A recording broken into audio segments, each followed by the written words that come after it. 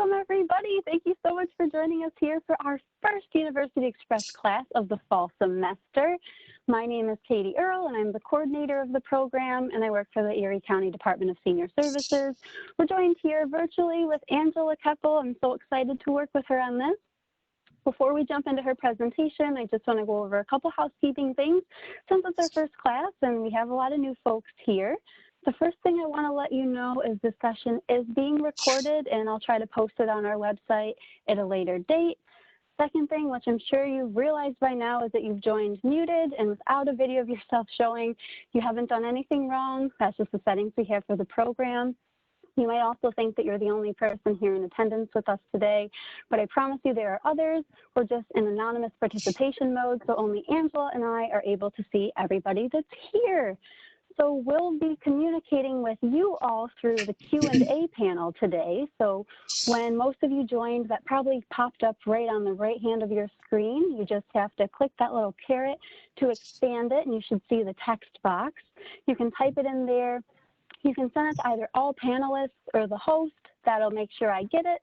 And if you don't see it on your screen, at the bottom right hand of your screen, there should be a little box with a question mark that says Q&A. Click on that. And if it's not there, the last place you'll click on the three dots, and then you should have the option. I'm sure we're all joining from different devices, so I hope that you're able to find it.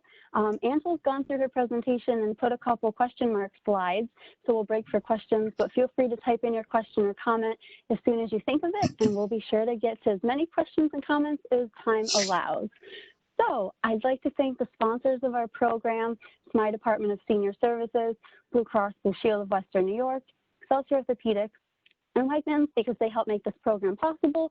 Want to let you know that you can always call Senior Services to see what programs and services are available to you and your loved one. Our phone number is 858-8526. And without further ado, I'm going to introduce Angela. Angela Keppel is an urban planner and history enthusiast, a lifelong Buffalonian. She lives in a juxtaposition between where we've been and where we're going as a city. She runs Discovering Buffalo, one street at a time, where she blogs about Buffalo streets and how they got their names. She works as a project planner with Buffalo Place in the downtown business district, and we're so excited to have her. So Angela, I'll turn it over to you. Thanks, Katie. So as Katie said, I was born and raised in Buffalo. I grew up in Amherst, went to Amherst High School. Then I went to Niagara University, and then I got my master's in planning from UB. I work as an urban planner, so I'm really interested in like how cities come about, and so that's a little bit about what we're going to talk about today. I've also always been really into history, grew up going to the History Museum and other historical sites with my family. And so I've always been really into history, and about 10 years ago, I really wanted to know how Keppel Street got its name. And so I started researching Keppel Street, which is a small street in South Buffalo. It's almost 10 years later. I still don't know how Keppel Street got its name, but I've learned about a ton of other streets. So some of you have probably heard me speak about the street history. I've given a couple of those presentations through University Express in the past. And you can always check out my blog, buffalostreets.com, where I talk about more about streets history. But today we're gonna, take my love of history and my love of urban planning and kind of talk about the early planning and development of Buffalo. So we're going to start with like the earliest days of Western New York. Most of the land in New York had been the territory of the Six Nations, also known as the Iroquois Confederacy, which were the Seneca, Cayuga, Onondaga, Oneida, Mohawk, and Tuscarora Native American tribes. The land in Buffalo was actually part of the region that was granted to the Council of Plymouth by Charles I in 1620. So we were part of Massachusetts, and then by Charles York in 1664, which was New York. So the land in Western New York was claimed by both the New York and Massachusetts under conflicting charters until December of 1786, when it was determined that the right to purchase the lands from the Native Americans was granted to Massachusetts, except for a 1 mile strip along the Niagara River from Lake Erie to Niagara Falls that was granted or reserved to New York. So that was called the New York State Reservation. The Native American title to the land was extinguished by various treaties in 1797, 1838, and 1842. These set up other reservations such as the Buffalo Creek Reservation, the Tonawanda Reservation, the Tuscarora Reservation, Cattaraugus Reservation, the reservations we're familiar with today. In 1791, Massachusetts sold its interests in New York to Robert Morris. So sometimes you hear about the Morris Purchase, and basically that was everything in Western New York and parts of Central New York, so the Finger Lakes over, was purchased by Robert Morris. And he sold in 1786 Central New York portion here to Phelps, the Phelps Purchase as well. This himself. And then in 1792, he sold everything here in Western New York to the Holland Land Company, known as the Holland Land Purchase. The Holland Land Company was formed by a group of Dutch investors to purchase the land in both New York State and Pennsylvania. The purchase of the Holland Land Company in Western New York consisted of 3,250,000 acres and stretched from about 12 miles west of the Genesee River all the way to the western boundary of New York State. The area of Buffalo was still very remote. To get here, you'd have to travel through heavy forests from around the Rochester, Batavia area. It was heavily wooded after you got there. The first settlements of the Senecas on the banks of Buffalo Creek were in the winter of 1779 to 1780. So the earliest settlers to come here were French. They lived mostly near the mouth of Buffalo Creek, which became the Buffalo River. Not much is known about these settlers. One story that gets passed around is when Colonel Byrd was building his house on Niagara Street, right near where Rich Products is today. They found the remains of a group of settlers who had been murdered that were stuffed into a kettle and then buried. So it's believed that that was a group of one of the groups of French explorers. The first house to be built by a white settler in Western New York was Cornelius Winnie's house, built in 1789, although some people say he arrived in 1783. A lot of this early history of Buffalo was, told orally and not written down. So sometimes the dates conflict and it can be a little confusing, but sometime in the 1780s, he built a building near the corner of what is now Washington and Exchange Street. So that's kind of near, just behind Seneca One Tower, if you're familiar with that area downtown. He was a Dutchman, and he came to establish a trading post with the Native Americans. He left in 1798. When Joseph Ellicott, who was an agent of the Holland Land Company, arrived in Western New York, he planned to stay at the house that Mr. Winnie had built. One of Joseph's assistants came to Buffalo first to look at the house and get things set up. And he wrote a letter to Joseph to say, "You better bring your own boards to build a table." Mr. Winnie took all the boards with him. So I thought that was a pretty funny little anecdote. But in 1790, a Captain Johnston arrived. He was a British officer who had served at Fort Niagara when it was surrendered to the Americans after the Revolution. He decided to stay with the Native Americans rather than go back to Britain or to Canada. He is considered the first landowner in Buffalo. They granted him the land at the point between Seneca Street, Washington Street, Little Buffalo Creek, and Buffalo Creek. So if you look at this picture here, I think it's kind of interesting. So the point, I believe, would have been around here where this fence is. or Little coming in. This is the lake out here. These men here are standing up on the terrace. If you're familiar with upper and lower terrace as streets, you can kind of tell that the land has a gentle slope there. But the terrace back then was actually a 25-foot bluff. So there was, the upper part of the city, and then there was this bluff, and then this was kind of lowlands.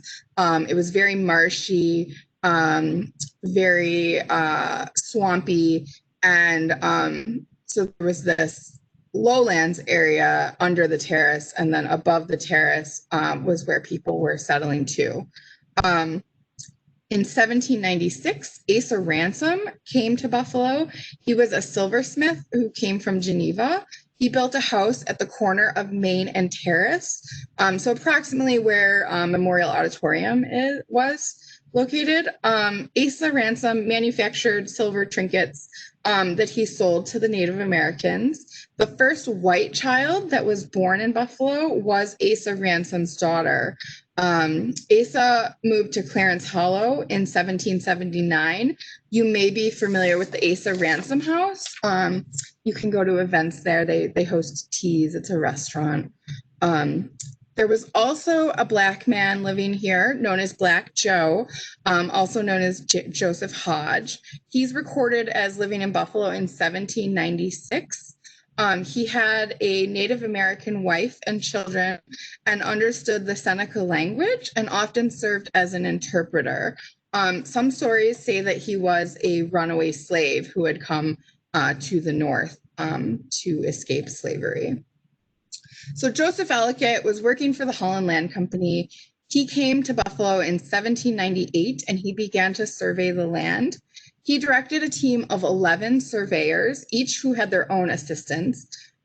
Joseph himself surveyed the eastern line of the purchase.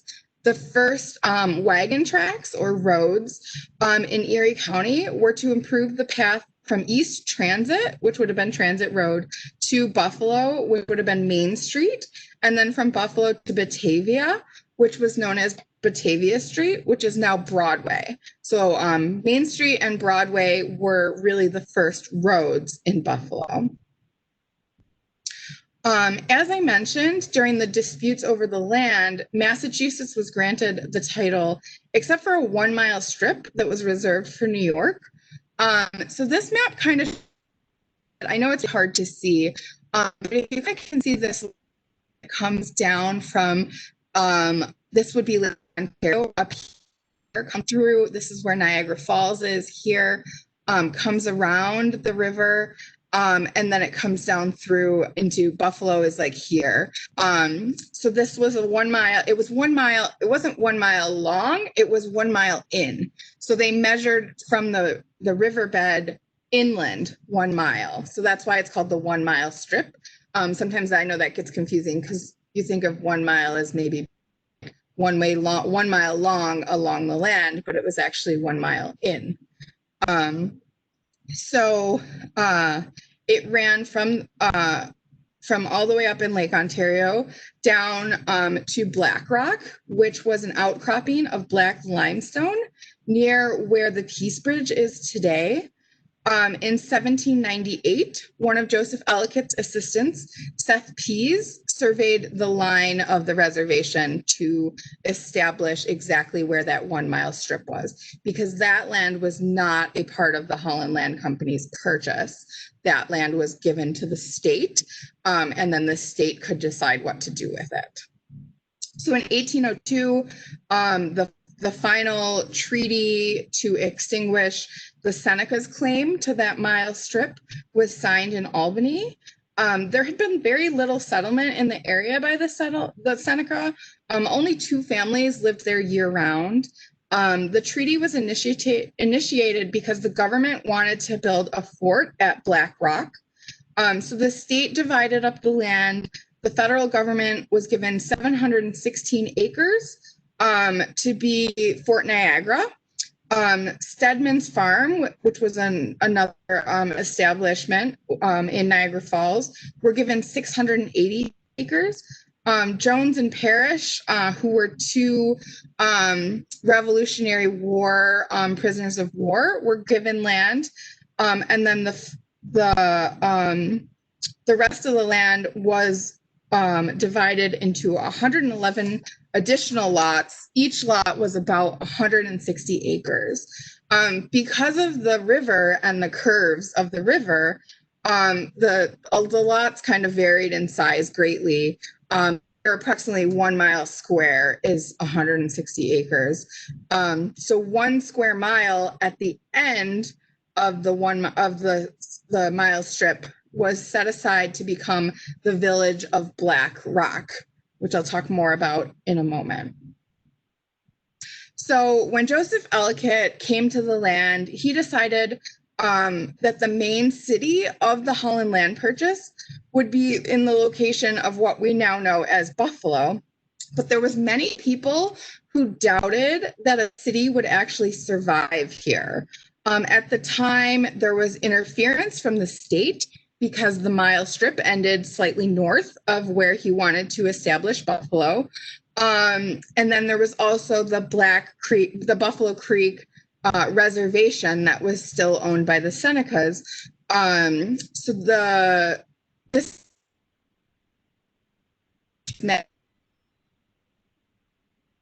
district right here where it says Public Square, that's Niagara Square, and Main Street is here.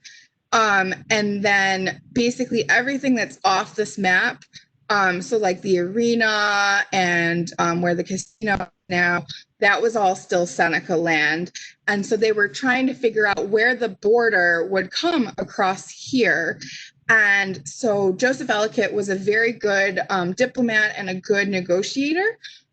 So when they were establishing that boundary for the Buffalo Creek Reservation, he asked them to leave the mouth of Buffalo Creek and Little Buffalo Creek out of the reservation so that he could establish the city here.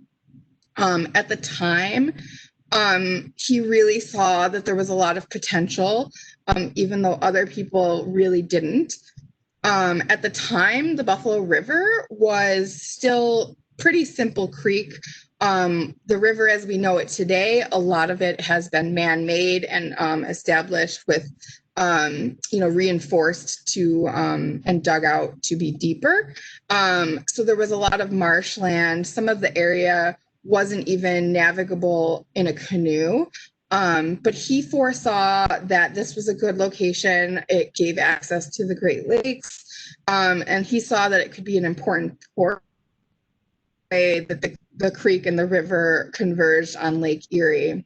There's a quote that's attributed to Joseph Ellicott that says, "God made this place." In 1864, George Holmesmer wrote about Joseph Ellicott and Buffalo, saying that he saw that the natural harbor was a strategic place in the Great Lakes. The wooded ridge gently sloping toward the sun, the lake stretching far away to the west and pouring its unceasing flood along the majestic Niagara. Close by, the Canada shore, the Chautauqua and Cattaraugus Hills, the highlands of Evans, Aurora, and Wales, all together, as seen from the reservoir on Niagara Street, is a noble panorama. I love to take strangers to see it. God made these surroundings and background to relieve and set off our city's face, and he gave us the contour of the physical, but particular features are defined and the expressions given by the streets and the squares. Philadelphia, with its checkerboard arrangement, looks set, precise, demure. Boston Commons and the newly made parts of that city are beautiful, but most of the features are painfully contracted and snarled up. The face of New York is much to look at for its breadth. Our city has no neighboring hills like Albany or Cincinnati to heighten expression, but its plan and streets for beauty, health, and convenience are unrivaled. So Buffalo was really well thought of as it started to develop. So Joseph was smart to choose this as the location of the city. In 1925, someone wrote about Buffalo's weather. The climate is more pleasant than any situation in an equally northern latitude in our country and equally healthy.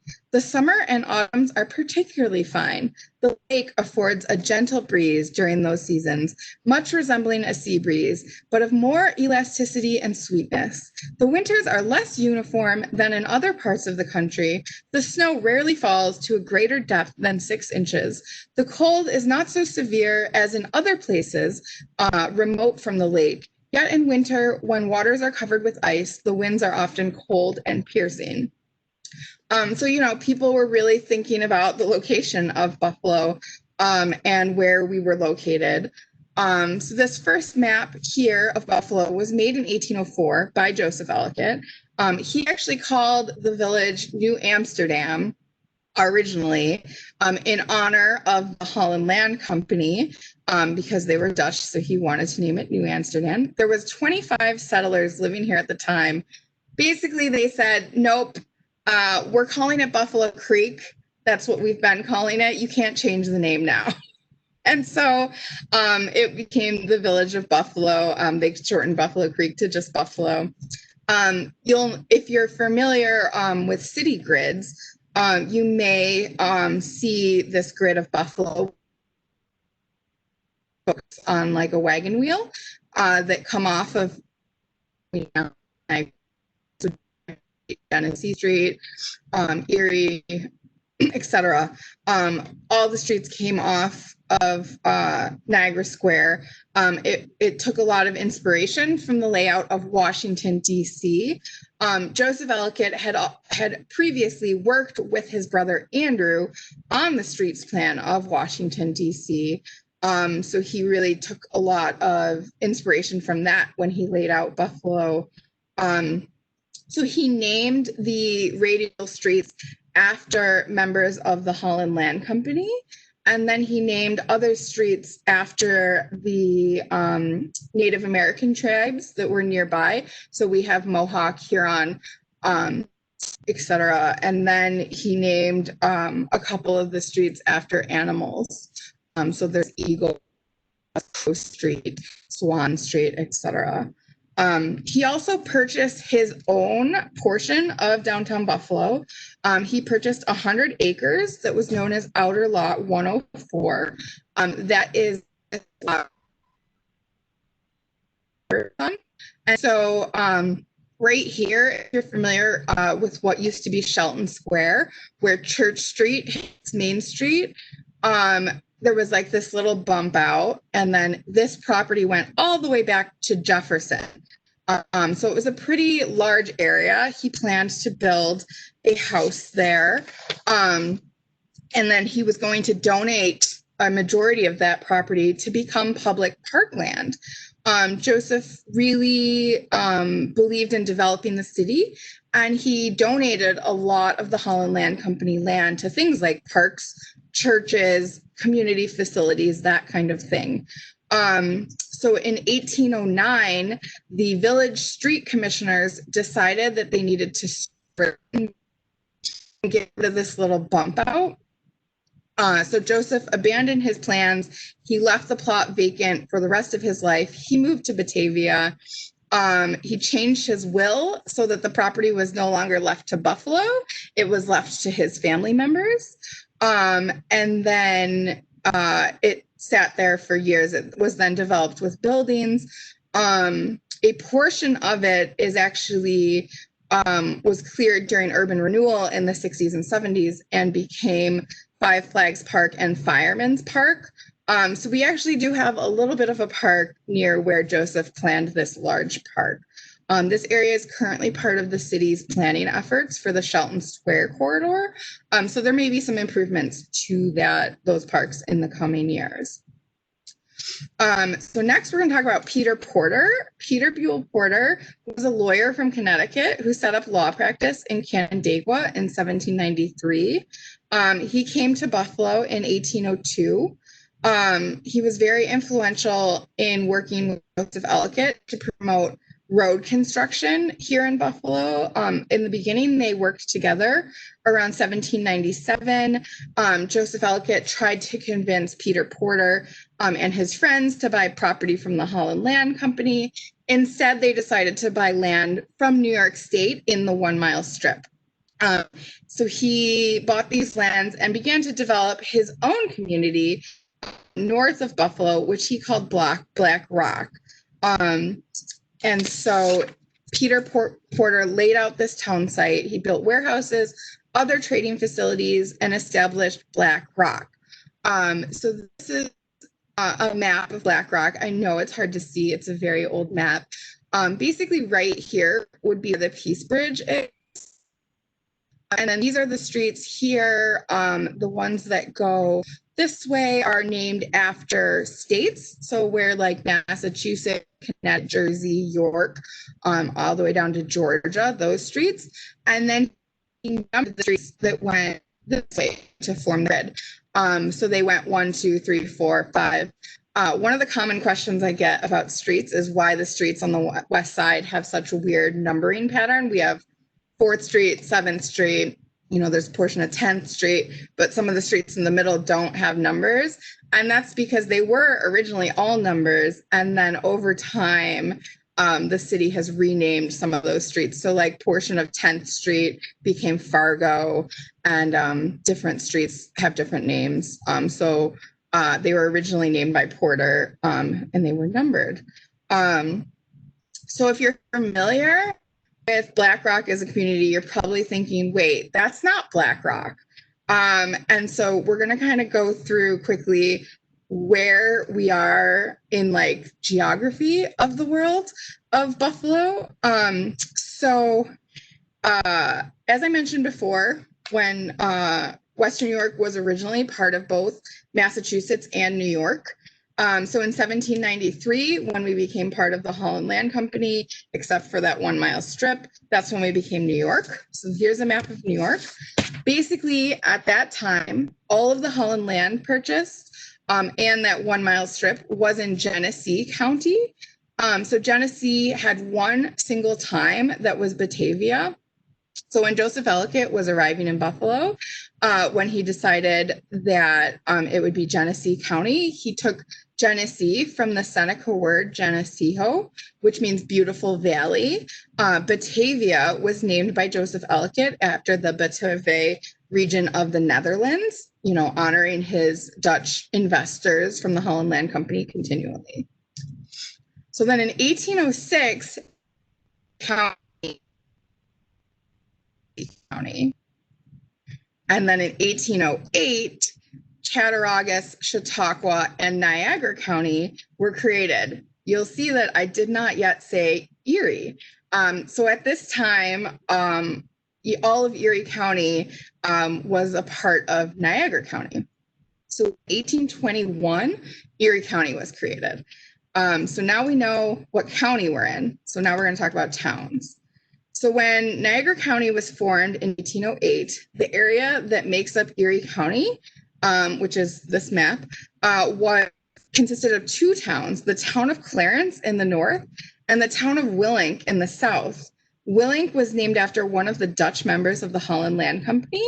So basically what we'd consider today, the north towns was all Clarence and the south towns was all Willink.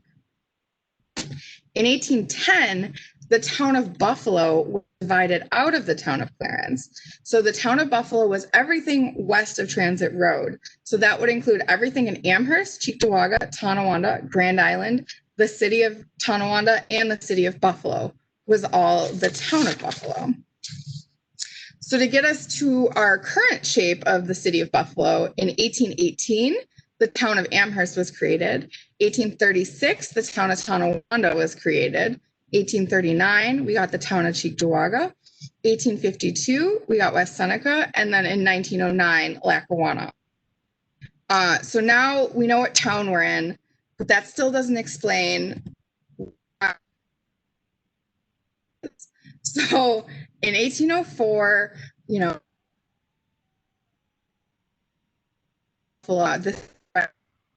what we think of as our central business district. It was basically from Chippewa down to the Terrace. And then Peter Porter's Black Rock was this orange line. And people were mostly settled kind of along the river here. And so as residents of Buffalo started to move outside of this, the area that was actually incorporated, the residents that were in Black Rock started moving north to differentiate themselves from the community of Buffalo. So in 1813, I hope this works. It worked when I tested it out earlier. Okay, well, I'll keep talking and hopefully the map will catch up. In 1813, the village of Black Rock was established, and those boundaries were from about Ferry Street up to where Austin Street is now, kind of along the river on both sides of the Scajaquada Creek. And so basically, they were completely north of the area that was established by Peter Porter, and they established that community there. So then when the city of Buffalo was created in 1832, the northern boundary of the city was North Street and then Jefferson Street on the east. So kind of see, oh, there, maybe now it's working. Okay, so the village of Black Rock, nope, it doesn't like it. Sorry. So the city of Buffalo was from North Street here to Jefferson Street here. So this basic area that a lot of us maybe would call downtown today. And everything, when the city of Buffalo was established, everything outside of the city of Buffalo within those boundaries that we know today became the town of Black Rock. So basically everything outside of the city of Buffalo was the town of Black Rock. So then in 1854, the town of Black Rock was annexed by Buffalo, and then the city of Buffalo had the boundaries that we know today. That was more geography than you guys ever wanted to know at 10 o'clock on a Thursday morning. So I think we'll pause, give our brains a little break, and open it up if there's any questions, Katie. Well, that information is awesome. Thank you, Angela. So I'm seeing two questions here, so I'm not sure maybe if people are sending it right to Angela or we're just kind of absorbing. But one comment is your description of then and now is very helpful. Oh, okay. Which I would definitely agree with. And then a person said, I'm sorry if you had said this, but Mile Strip Road, any significance with that division? So that's something I'm not 100% sure about, because the mile strip that we're talking about here only went to Black Rock originally. I do believe that the mile strip expressway kind of thing that we know of was maybe a similar situation, but I'm not super familiar, and that's something I need to look into more. Basically, Military Road kind of forms a portion of that mile boundary as well. I am a North Towner, so I admit that my knowledge of South Towns is sometimes lacking, and if you email me, I can try to look into it and see if I can learn more about the Mile Strip Expressway and Mile Strip down there. Okay, thanks, Angela. So thank you guys for sending in some more questions. I have a couple more here. Where are these old maps kept? So a variety of sources. Some are found in old books, which are in the collection of the Buffalo Library. The Buffalo Library also has historic maps. Sometimes the Library of Congress is another very good source for both old maps and old photographs of Buffalo. The Library of Congress has some very high resolution pictures of downtown in the early days. And yeah, just a variety of sources. There's also some of the Holland Land Company records are kept in the library at SUNY Fredonia as well. That's really good to know. Thank you. And then the last question I'm seeing right now is, where does the name Buffalo come from? So that's like the, $200 million question. We're not really sure. There are several different, theories about it. Some say that it was perhaps a mistranslation of one of the Native American words for beaver, and that there was beavers on the river and it got mistranslated and became buffalo. There could have at some point been, buffalo, the American bison, living here. There's not a ton of evidence that they lived this far east and north. But it's possible that there could have been some buffalo living here.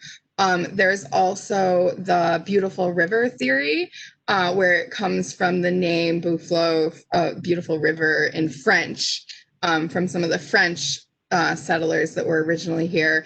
And then when the Dutch came, they butchered the French and called it buffalo. And then that came, and I am Dutch myself, so I can make fun of the Dutch. Because I can't speak French either. So there's several different theories. There's no real evidence that we have to say that one is more true than the other. There's also one that one of the Native American chiefs was named Chief Buffalo, but again, that could have been beaver. Because a lot of the early history wasn't well documented. It also originally was spelt with an E at the end, so it was Buffaloe. And then eventually they dropped the E as well. That's a lot. Thank you. Yep. I like the mispronunciation. Buffalo is a beautiful word. That's my favorite too. So I'm not seeing any more questions. Angela, if you want to continue, and then at the end, we can have you pull up your Q&A panel. How's that? Sure. Sounds good. Okay. Thank you. Okay. So during the War of 1812, American General McClure lost Fort George after a significant battle. Burned Fort George. He was given the notice to burn Fort George and the village of Newark, which is now Niagara on the Lake, to deny shelter to the British. So the Americans burned Fort George, and then they came back to Fort Niagara, and the British planned an assault on Fort Niagara in retaliation for the burning of Newark. General McClure claimed he had acted on the Secretary of War's orders to burn Newark, but he had been told earlier in the year to destroy Newark if necessary, but to give the residents several days' notice to ensure that they were not left destitute. McClure had only given 2 hours' notice, leaving residents without shelter or possessions during a heavy snowstorm. This was, as you can imagine, against war conventions of the time. And so McClure's supervisors disavowed his orders, and General McClure never again held command. On December 19th, 1913, more than 500 soldiers crossed the Niagara River at a location known as 5 Mile Meadows. They turned towards Youngstown, and the Americans were taken by surprise at Fort Niagara. The story goes that they obtained the password to get into the fort by using a fake Southern American accent. So the British acted like they were Southerners coming to seek protection at the fort. The Americans let them in, and the British gained control of Fort Niagara. And then the British and Native American allies marched upriver. With the American army gone, there were only civilian militias left to defend their land. So the British marched south, destroying farms and villages between Youngstown and Manchester, which is now Niagara Falls. And then the second British raid happened a few weeks later, December 31st, 1813, which is known as the Battle of Black Rock or the Battle of Buffalo, which burned as far south as Black Rock and Buffalo. There's many stories of bravery of the Buffalo residents during the War of 1812. Sarah Lovejoy refused to let the Native Americans who were fighting with the British to ransack her home. She was very proud of her possessions and her beautiful curtains, and she did not want them to come inside and take her things. So they scalped her and then burned her along with her home. Her son Henry was about 12 or 13, and she told him to go hide in the woods when the battle began. Instead, he grabbed his musket, he marched up Niagara Street and into Black Rock to defend the village with the rest of the men. So the residents who arrived back after the battle found their homes destroyed, with shallow basements and chimneys remaining. Only 3 buildings remained. Margaret St. John's home, the jail, and a blacksmith's shop. The residents made makeshift homes in their basements and lived out the rest of the winter in these shelters. Imagine living in the mud basement of your house in a Buffalo winter. And the reconstruction happened fairly quickly. By April, Joseph Pomeroy had rebuilt his hotel. After only 5 months, stores and taverns were erected. I think a lot of our pioneer spirit and that Buffalo attitude that we kind of all take pride in comes from a lot of this fact that those residents returned. They didn't give up on their settlement. They were dedicated to making it work. This is a picture that was drawn by a resident in Buffalo after. So here you see foundations of the homes with the stone chimney, all that remain. And so they lived in structures like this. They kind of found covers to cover, and they continued to live here. By 1820, Buffalo had become a village of about 2,000 people. For comparison's sake, the population of Utica, which had started to be settled about 20 years earlier during the Revolutionary War, had a population of 2,900 in 1920. So we were almost catching up to the cities that had been established, well before us. At the time, Albany was about 12,000 people, and New York City was around 123,000 people. So following the War of 1812, Congressman Peter Porter from Black Rock was able to assist in getting the War Department to use federal troops to repair and improve the roads between Fort Niagara and Black Rock that had been damaged during the war. Porter also brought federal funds to the area to build roads and canals. Porter and his supporters also wanted to work with the federal government to build roads from the Buffalo frontier area to Washington, D.C. to increase trade between the federal capital, the Atlantic coastal cities, and then the Great Lakes. This began to lead to conflicts between Buffalo, which was Peter Porter, and then Buffalo's leaders, who included Samuel Wilkinson, Albert Tracy, David Day, and Oliver Forward. Buffalo's leaders at the time were on the side of DeWitt Clinton, who was mayor of New York City at the time. Porter and his friends were part of an anti-Clinton political faction. So General Porter was appointed to the Canal Commission to look at possibilities of canal routes. Governor Clinton had opted for a Hudson River to Lake Erie route that went kind of shows the Erie Canal that we're all pretty familiar with. Now the Thruway basically uses that route. But General Porter preferred to have 2 canals, one that connected the Hudson River, which is over here on the map, and then a second one from Lake Ontario down through to the Black Rock Buffalo area. Joseph Ellicott really led the charge with Buffalo's leaders believing in this location of Buffalo that he had established. And the Buffalo leaders preferred Governor Clinton because they were, part of his faction. And so in 1816, Peter Porter was actually not reappointed to the Canal Commission because he had become a boundary commissioner, and so he couldn't have both positions. And so he was working on establishing the boundary between New York and Canada all the way across. So he was working on that. So he was no longer involved in the day-to-day business of selecting the canal route. And Joseph Ellicott replaced Porter on the commission.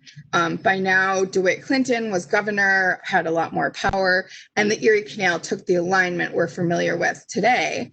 So then the rivalry shifted to whether Buffalo or Black Rock would be the western terminus for the canal.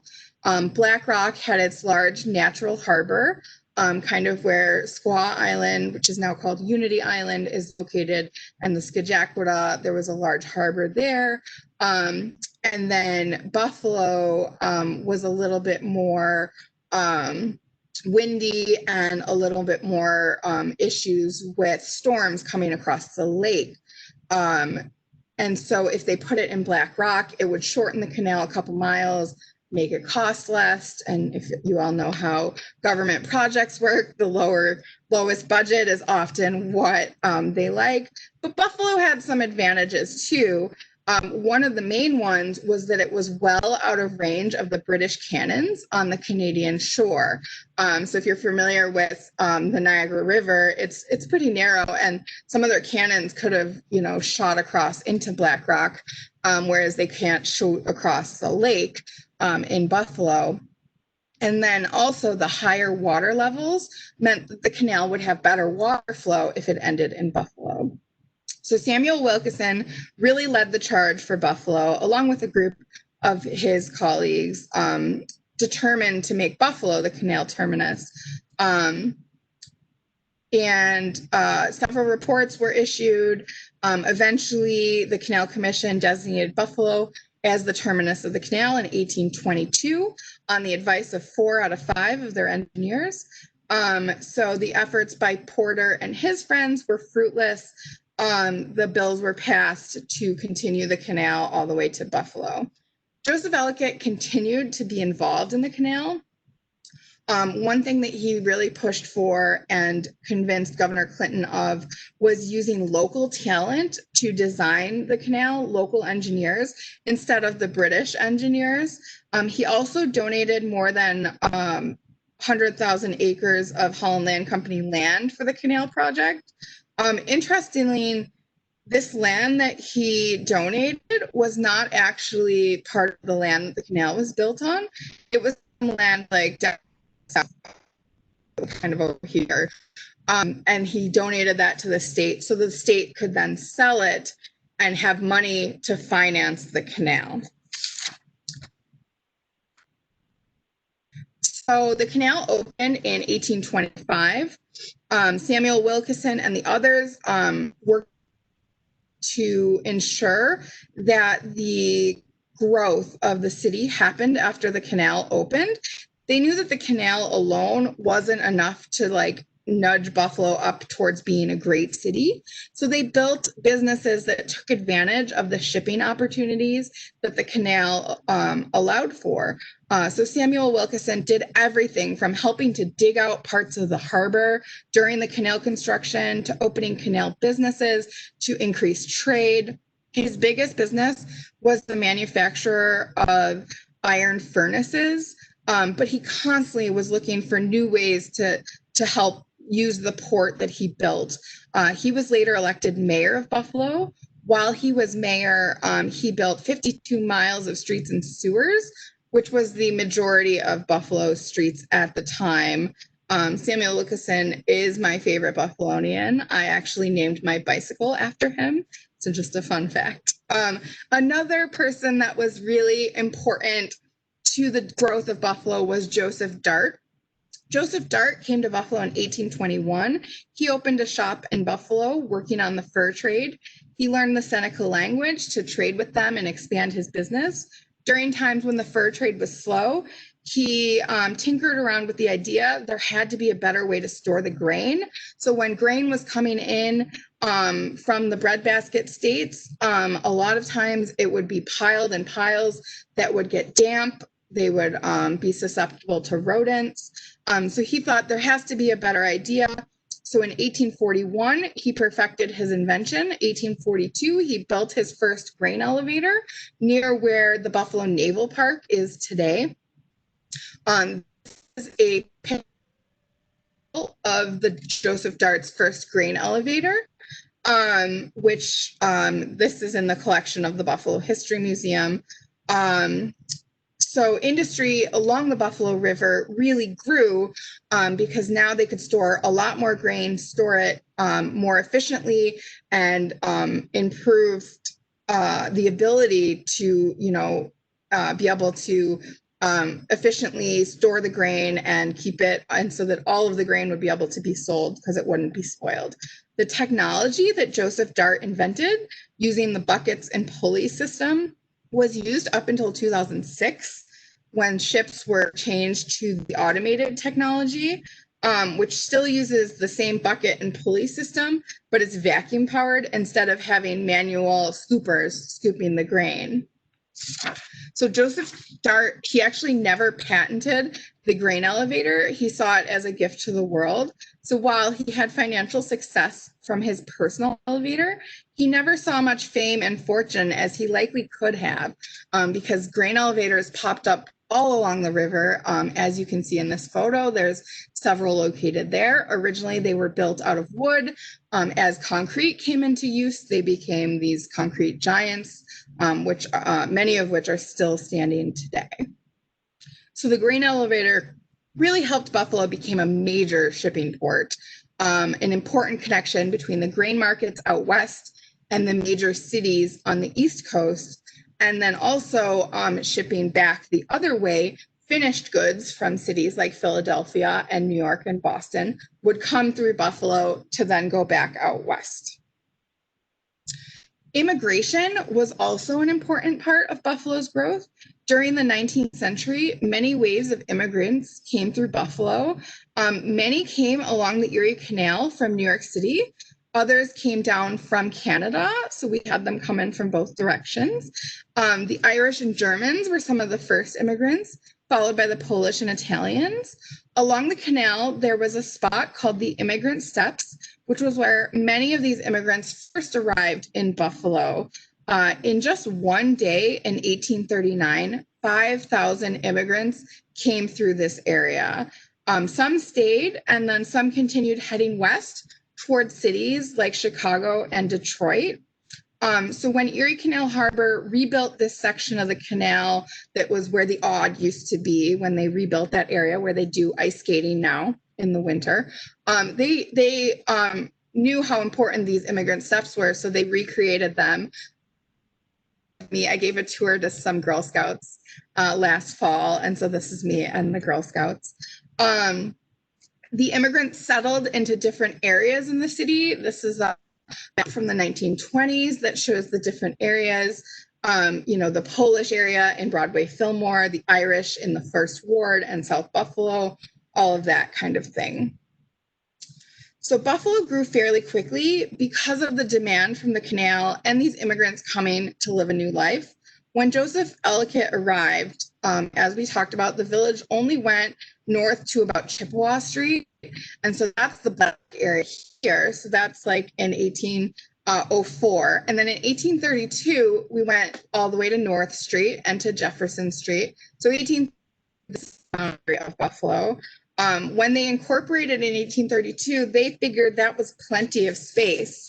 And then they realized quite quickly that the city was growing much faster. So by 1854, really just 22 years later, they kind of had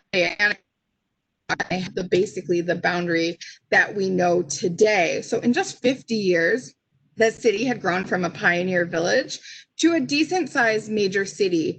1850, the population of Buffalo was 42,000.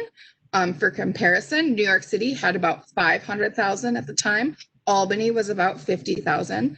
So Buffalo was only about 50 years old and was already the 16th largest city in the country during the 1850s. So Buffalo's growth was generating interest by leading planners and architects across the country. Frederick Law Olmsted first came to Buffalo in 1868.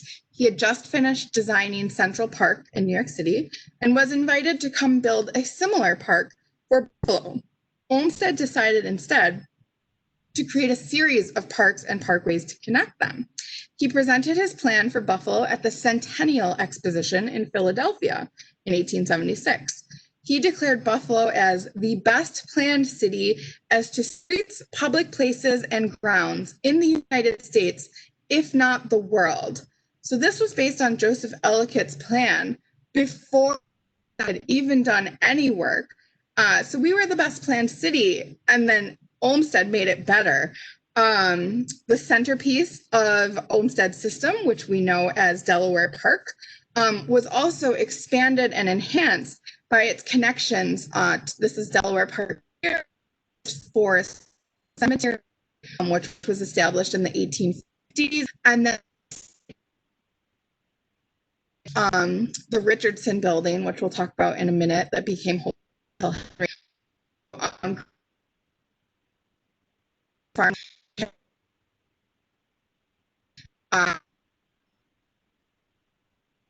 around to complement it, and then parkways that went all along to connect all the various parts of the cities to other parts of the park. The parade, which became Humboldt Park, the King, the parkways Lincoln and Bidwell.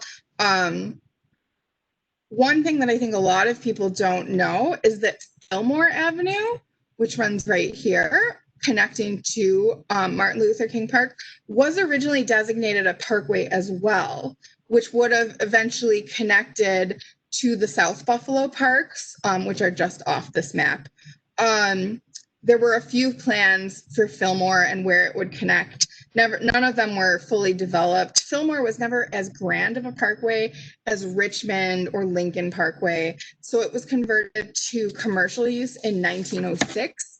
But I do think it's sad that the East Side lost both of their Olmsted parkways, with Fillmore kind of never really being as established, and then Humboldt Parkway, which was here connecting Martin Luther King Park to Delaware Park, which is now where the 33 Kensington Expressway runs through. So here's an example to kind of put into perspective the city's growth. So the original settlers, when they came, they would bury their family members on their land next to their homes. As the community grew, they had less land to bury their dead, so they developed what was known as the Franklin Square Cemetery, which was built at Franklin and Church Street. This picture on the left is the Franklin Square. So here is Church Street. So here's the same view today. This is Church Street, and then Street here. Franklin is Delaware. I'm sorry, I was wrong. This is Delaware, and then Franklin is here. And so as Franklin Square grew, or as the city grew around Franklin Square, they realized this site would be better developed, and they moved the bodies from Franklin Square up to the newly established Forest Lawn, which was the edge of the city in the 1850s. So then Franklin Square gave way to Old County Hall, which was built in 1871. It was designed by Rochester's Andrew Jackson Warner. When it was built, it was offices and the courts for both the city and the county. So then the city eventually moved out, and it was just the county hall.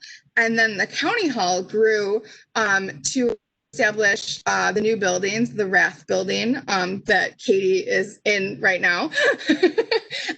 And so the city continued to grow, and even like the county now has offices in other buildings as well. So if you think about originally the city and the county was all fit in this building, and then we grew.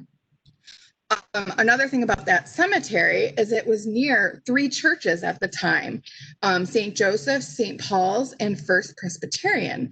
While 2 of these churches still stand in their original location, you can see over the progression of time in these 2 pictures that the buildings became more office buildings. So you can see the Guarantee building popped up between Joseph in this map, and then First Presbyterian here, they ended up moving up to what was kind of considered suburban area at Symphony Circle, and their location was related to the Bank of Buffalo building. So it became, went from being a church where people would walk to church on Sundays to an office building because downtown was really no longer a residential neighborhood. People had moved to the outskirts, and downtown really became the central business district. So famous architects were also invited to come to Buffalo to design buildings. Everyone wanted to be a part of Buffalo. This is the State Asylum, also known as Richardson Towers. It's now Hotel Henry. It was designed by Henry Hobson Richardson in 1870. This was the largest commission of his career.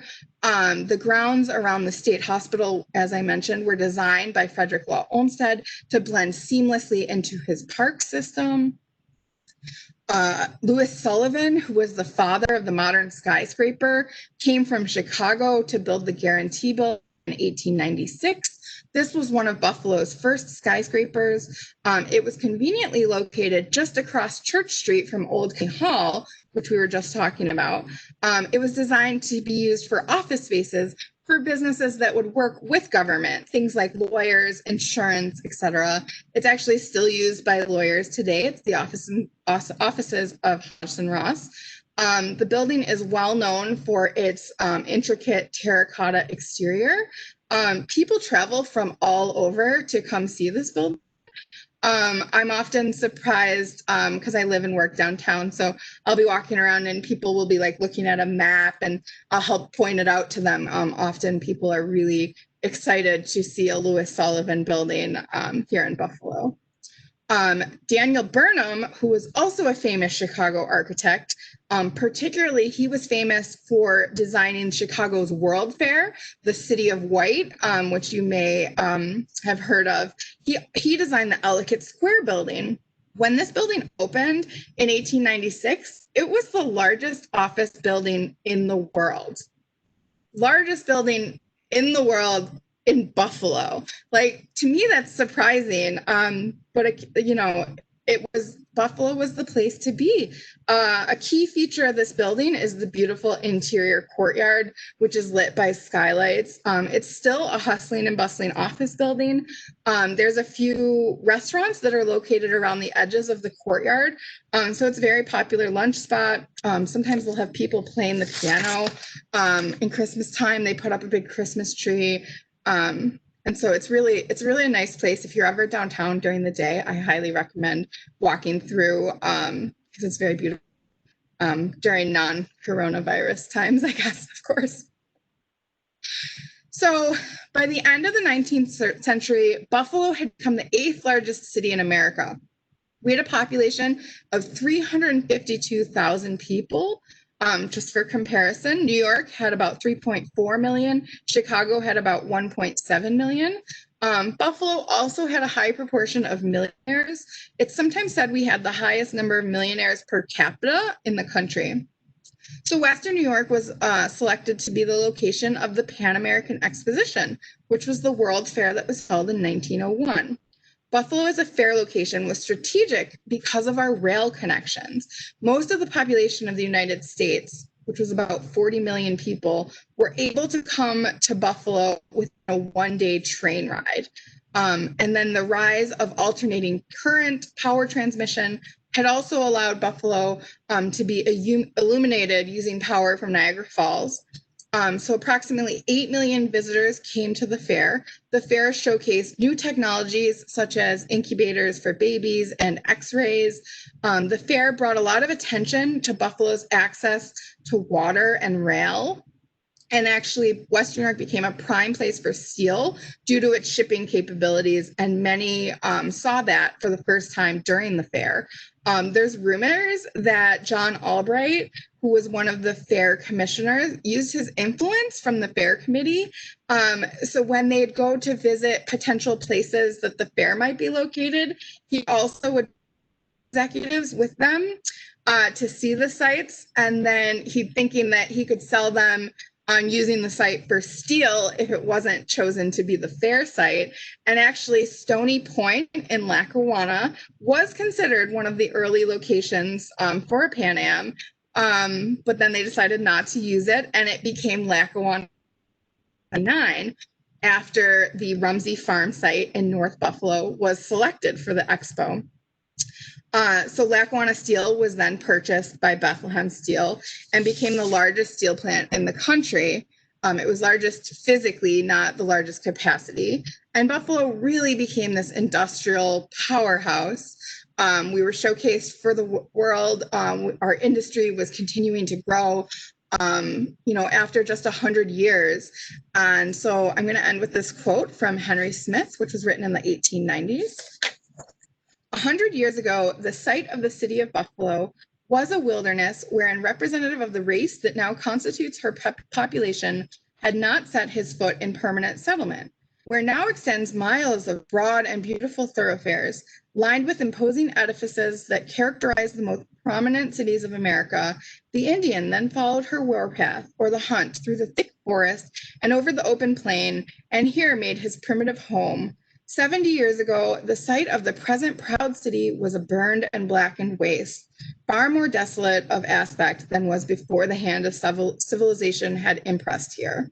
The growth of Buffalo in that comparatively short period of time to its present proud position in the great sisterhood of American cities speaks eloquently of the almost unrivaled energy and strong practical vigor of her people, and fulfills the ardent prophecies of her founders and early settlers. So he said that in 1890, but I think that spirit really still hangs with us. We got through the decline of the steel industry. We've gone through lots of hardships, Super Bowl losses, and everything we're dealing with right now with the pandemic. But Buffalo still stands, and I guess we'll see what happens next. And so that's what I have. Are there any more questions? Oh, Angela, thank you. Thank you for your time. And people, if you do have to leave us and move on, remember this is being recorded. I'll post it on the website, but I have a couple questions here. And Angela, maybe if you want to try to get your Q&A panel up too, and I can help you if you need it. But the first question I have is, where are the immigrant steps located? So they're, if you're down at Canal side, and if you know where the Explore and More, the new museum is, they're kind of across the canal strip through there from the Explore and More. When there's ice skating in the winter, the Erie Canal Harbor has a tent, and it's kind of next to the tent. So it's kind of where there's like two bridges that kind of cross. So you want to cross over, but it's where the Odd used to be. So that block. So if you're down at Canal side and you get off the subway at the Erie Canal Harbor site, and then you look at the site, they'll kind of be on your right. Perfect, thank you. The next question I have is, why didn't Buffalo expand its boundaries further with the increase in population after 1850? Was there a law preventing it? There was no law preventing it. There were times that we did think about it. I've seen a lot of talk, especially in the 1920s, where they were really thinking about annexing the town of Amherst, I believe in the town of Cheektowaga it was. And those plans kind of fell to the wayside during the Great Depression. Buffalo was hit very hard by the Great Depression. It's actually really interesting to look back at some of the downtown Main Street history. Some of the buildings by like the Hyatt, if you're familiar with where the Hyatt is downtown, across the street from there, some of those buildings, their upper floors were vacant since the Great Depression. They would find that it was better to just have a first floor retail, and then they would take out the steps to go upstairs. And so they wouldn't even have stairs to get upstairs, so they wouldn't be taxed for having upper floors. And it was more financially feasible to just have a first floor business and not worry about the upper floors. But there were times, several times, where we looked at expanding the boundaries. I think that, you know, a lot of our towns, I think, have a very strong, you know, historical presence. You know, I grew up in Amherst, so that's the one I'm most familiar with, but like Amherst kind of has its proud identity, and I don't know that they would want to be, you know, annexed. I don't know that we'd be able to in this day and age. I don't know. Thank you. So I have a bunch of thank yous here. Very interesting. The next question I'm seeing is, will Buffalo become a climate sanctuary city in the future? I definitely think that's possible. Our location on the Great Lakes, which made us, you know, a powerhouse because of our shipping capabilities, may eventually make us a powerhouse because we have access to clean drinking water. As you know, if temperatures continue to rise and cities in the South are no longer, you know, able to get access to water, I think that we could really become a, you know, a great place again in a climate sanctuary. I definitely know, I think it's definitely possible. And I know that I think the mayor and the city, and probably the county too, have been starting to look at some programs too, to make sure that we're in a good place for the future. Mm-hmm. Thank you. We actually have Erie County's response to climate change as one of our topics coming up. I'm on the spot now, so I can't remember exactly when, but if you check our website, it's definitely there. So I have a couple more questions. I do want to be mindful of everyone's time. Angela, I don't know if you found your Q&A panel yet. I'm sorry. It's a lot of pressure, but I have Angela's wonderful. Thank you for this. I love all the history of Buffalo presented in your webinars. So I'm sorry if there's other questions we couldn't get to, but I'm just so appreciative for everyone's time and participating virtually.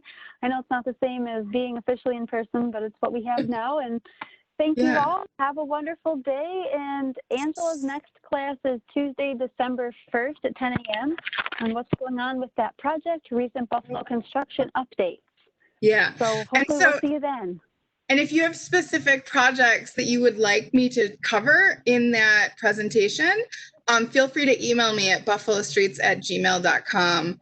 Because I've been thinking about, you know, I have some projects that I know I want to talk about, but I also want to know what projects people want to hear about. So let me know. And someone asked about Samuel Helm.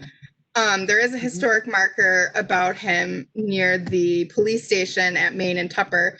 And I don't know much about him other than what's on that historic marker. So I think he's someone I need to look into more. So thank you, Linda, for suggesting that.